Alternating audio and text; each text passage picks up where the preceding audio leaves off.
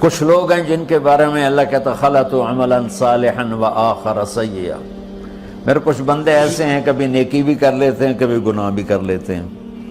یہ اللہ تعالیٰ قرآن میں خود بتا رہا ہے کہ میرے کچھ بندے ایسے ہیں، کبھی بڑے نمازی بن جاتے ہیں کبھی مسجد کا راستہ ہی بھول جاتے ہیں، اور کچھ بندے ایسے ہیں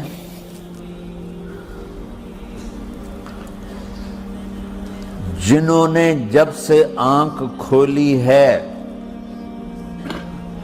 اس دن سے لے کر آج تک ایک کام اللہ کو راضی کرنے والا نہیں کیا۔ ایسوں سے بھی دنیا بھری پڑی ہے، اور ایک بہت بڑا دنیا کا طبقہ ہے جو اللہ کو جانتا ہی نہیں ہے، جانتا ہے تو غلط طریقے سے جانتا ہے، اور ایک بہت بڑا طبقہ ہے جو اللہ کو مانتا ہی نہیں کہ ہے ہی کوئی نہیں، ایتھیسٹ ہوں میں ایتھیسٹ ہوں۔ تو میرے بھائیوں، میں اللہ کی قسم کھا کے کہہ رہا ہوں کہ کس محبت سے اللہ نے ان لوگوں کو پکارا ہے، کاش میں آپ کو اس کی وضاحت کر سکوں۔ یا عبادی الذین اسرفوا علی انفسہم،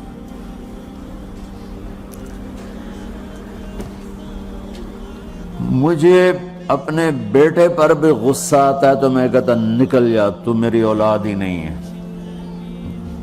میں دین سیکھنے جانا چاہتا تھا، میرے والد رحمۃ اللہ علیہ مجھے ڈاکٹر بنانا چاہتے تھے، میں اس سے بہتر راستہ اختیار کر رہا تھا، لیکن میرے باپ کی مرضی نہیں تھی، تو انہوں نے مجھے فرمایا جی تو مولوی بننا ہے تو میرے گھر ہی چوں نکل جا۔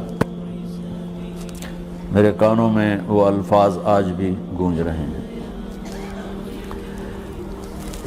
وہ میرے خالق نہیں تھے، میرے والد تھے، خالق تو میرا اللہ ہے، اور میں اللہ کی فرمان برداری کا ایک کام نہیں کرتا ہوں، اللہ کی فرمان برداری کا ایک کام نہیں کرتی مرد عورت، ٹھیک؟ تو اللہ کو غصہ اس حساب سے آنا چاہیے کہ بدبخت ہو، بے غیرت ہو، شرم نہیں آتی تنوں ڈوب کے مر جاؤ۔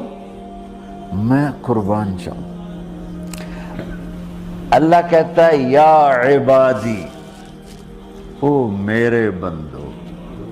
یہ پتہ کن کو کہہ رہا ہے؟ جو تبلیغ کرتے ہیں، جو علم پڑھتے ہیں، جو یہ بچے کی طرح مصلی پہ نماز پڑھاتے ہیں، جو میری طرح ممبر پہ بیٹھ کے دین بیان کرتے ہیں، جو راتوں کو اٹھ کے تہجد پڑھتے ہیں۔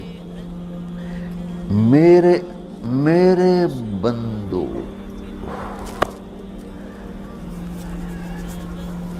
آپ نے دیکھا وہ شہد ایک دھار بناتا ہے، ٹپکتا ہوا نیچے آتا ہے نا۔ اللہ کی قسم اس آیت سے اللہ کی محبت کا شہد یوں نکلتا نظر آتا ہے۔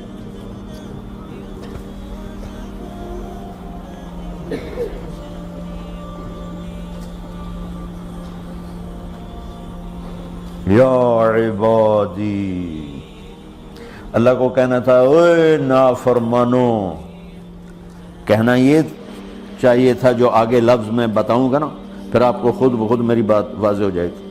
اوے نافرمانو، بے غیرتو، میرا اللہ کہہ رہا ہے یا عبادی، میرے بندو، یا عبادی، یہ بھی ایک لہجہ ہے نا، یا عبادی۔ او بھائی گل سنو، ایک لہجہ، بھائی سب حضرات توجہ فرمائیں، کتنا فرق پڑ گیا ہے۔ پہلے لہجے میں بدتمیزی تھی، دوسرے لہجے میں آپ سب کا احترام تھا۔ میرا رب تو بے نیاز ہے، اس سے ہماری کیا ضرورت ہے؟ سارے آسمان سجدے سے بھرے پڑے ہیں، فرشتے مکدے ہی نہیں۔ پھر وہ ہمیں یا ایھا الناس نہیں کہتا، اوے لوگو، یا ایھا الناس، اوے لوگو، یا عبادی، او میرے بندو، میرے۔ یا عبادی سے یوں لگتا ہے جیسے اللہ آگے بڑے رابعہ بصری جیسی عورتیں اور جنید بغدادی جیسے مردوں سے اللہ بات کرنے لگا ہے۔ 3 لفظ ہیں، اسرفوا علی انفسہم، وہ بندے جنہوں نے جب سے آنکھ کھولی ہے ایک دفعہ بھی مجھے خوش کرنے کا کام نہیں کیا، آ جاؤ تم بھی میرے ہی ہو۔ سبحان اللہ نے ایسے باہیں پھیلا دی اپنی رحمت کی۔ یا عباد، تقوی والے نہیں کہا،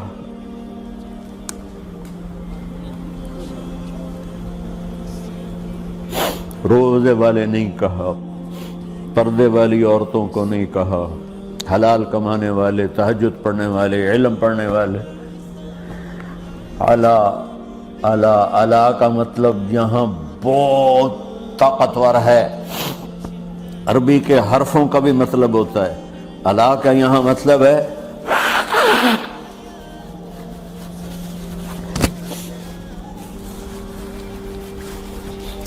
آپ نے اس ممبر کو کور کیا ہوا ہے کپڑے کے ساتھ، کہیں سے نظر آ رہا ہے؟ بولو، کہیں سے نظر آ رہا ہے؟ اس کو علا کہتے ہیں۔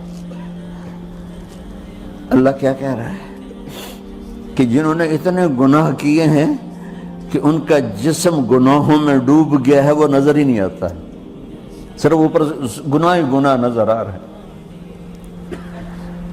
نافرمانیاں نظر آ رہی ہیں، ان کا اپنا وجود اس میں نظر ہی نہیں آ رہا۔ اللہ کہہ رہا ہے یا عبادی، اور تسی بھی میرے ہی ہو، آ جاؤ آ جاؤ۔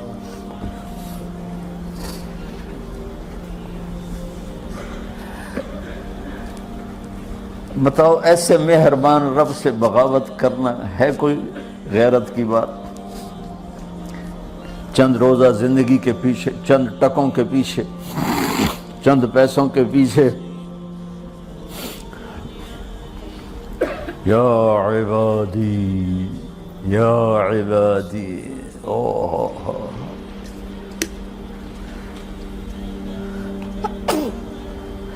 ایک اور حدیث آپ کی برکت سے یاد آئی بڑے زمانے کے بعد، اور وہ بھی یاد آ گئی، بیچ والا سناؤں گا بعد میں۔ اے داؤد، اے داؤد، لو یعلمون المدبرون عنی۔ داؤد علیہ السلام، اگر ان میرے نافرمانوں کو پتہ چل جائے نا میں ان سے کتنا پیار کرتا ہوں، ان کے کلیجے پھٹ جائیں۔ اگر ان نافرمانوں کو پتہ چل جائے کہ میں ان سے کتنا پیار کرتا ہوں، ان کے کلیجے پھٹ جائیں۔ داؤد جب نافرمانوں سے اتنا پیار کرتا ہوں تو فرما برداروں سے کتنا کرتا ہوں۔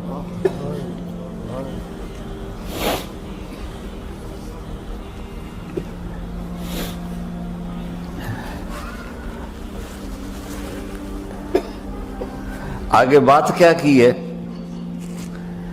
کہ ساری دنیا نے تمہیں جہنمی بنا دیا ہے، تسی پکے دوست کے، تھوڑی بخشش کوئی نہیں، لیکن میں تمہارا رب جس کی تم نے زندگی میں ایک دفعہ بھی نہیں مانی، میں تمہیں خوشخبری دے رہا ہوں، لا تقنطوا من رحمت اللہ، میری رحمت سے نا امید نہ ہونا، میرے در پہ آ جانا۔ ان اللہ یغفر الذنوب جمیعا انہ هو الغفور الرحیم۔ تم میرے در پہ آ جانا، تمہارا آنسو نکلے نہ نکلے، ایک ہائے مجھے کہہ کے کہہ دینا، ہائے اللہ مجھے معاف کر دو، تو کیسے معاف کروں گا تمہیں؟ کہ تمہارے جسم پر مچھر کے پر کے برابر بھی گناہ کا نشان نہیں چھوڑوں گا۔ اور کتنے گناہ لے کر آؤ میرے پاس جو ہم کر ہی نہیں سکتے۔ میرا رب کہتا ہے لو بلغت ذنوبک عنان السماء، کہ یہ ہے گلاسگو کا فرش، یہاں سے گناہوں کو اٹھا